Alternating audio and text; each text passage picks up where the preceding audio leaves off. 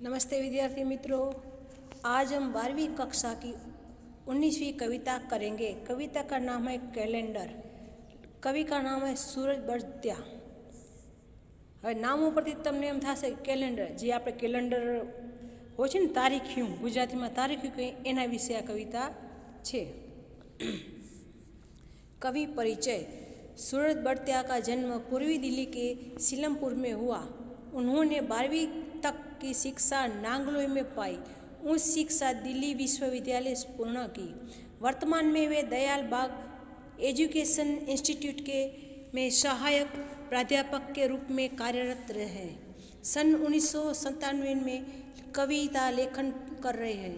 राष्ट्रीय दैनिक समाचार पत्रों, पत्र पत्रिकाओं में समीक्षा, कहानियाँ, कविताएं, लेख आदि प्रकाशित होते हैं।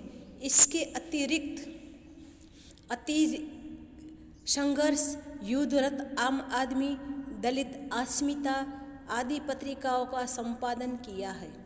सूरज बड़त्या मूल रूप से दलित साहित्यकार है।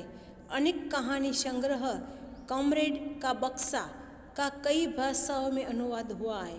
उनकी मुख्य कृतियाँ हैं दलित साहित्य पक्ष प्रतिपक्ष, दलित साहित्य का सौंदर्य शास्त्र, बाबू मंगूराम। उनकी रचनाओं में मुख्य रूप से आदिवासी महिला, दलित महिला, किन्नर समुदाय और अल्पसंख्यकों से जुड़ी समस्याओं का वर्णन है। प्रस्तुत कविता कैलेंडर में एकविध कार्य से उबे हुए नौकरी पेशा व्यक्ति के जीवन में व्याप्त निरस्ता का वर्णन है। कैलेंडर की तरह रोज अपने आप को बदलने वाले कवि के जीवन में कहीं कोई नयापन नहीं लगता।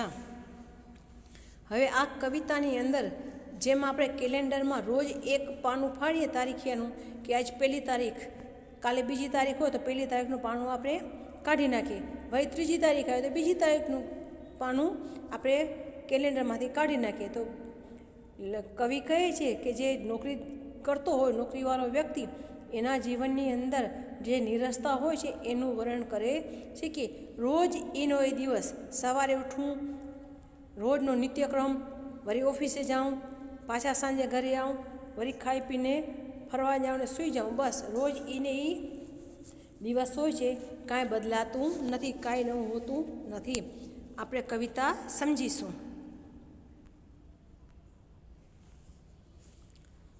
घर और दफ्तर में कैलेंडर टंगा है, उसे देखकर मुझे रोज की दिनचर्या याद आती है।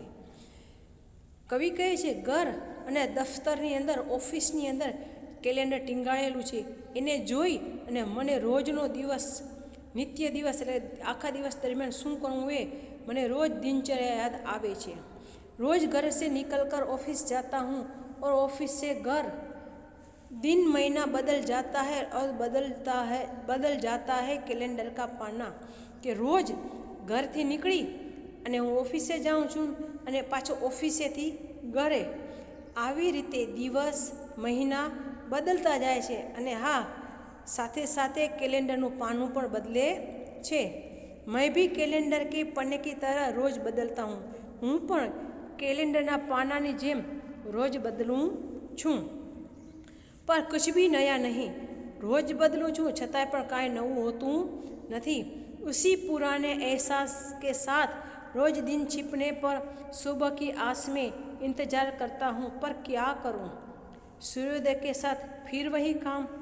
कि रोज पाछो एने अनुभव कि रोज दिवस उगे अने रात पड़े अने एम थाय वरी सवार पड़शे तो कंईक नवी आशा थाय छे कि भाई कंईक આજના દિવસે કંઈક મારું નવું થશે એવી હું રાહ જોતો રહું છું, પણ શું કરું, વળી પાછું સૂર્યોદયની સાથે એટલે કે દિવસ ઉગે ત્યારે વળી પાછું એને કામ, और फिर से इंतज़ार तुम्हारा, એ નહીં કામ ને વળી પાછું કંઈક નવું બને, નયાપણનું, એને પાછી રાહ જોવાની।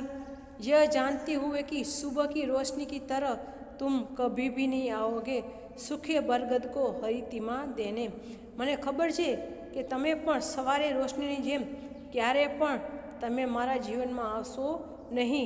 જે રીતે સૂકું ઝાડ હોય છે વડનું, એમાં તમે હરિયાળી આપવા માટે ફરી પાછા આવશો નહીં, વળી પાછું એનું એ રાહ જોવાનું.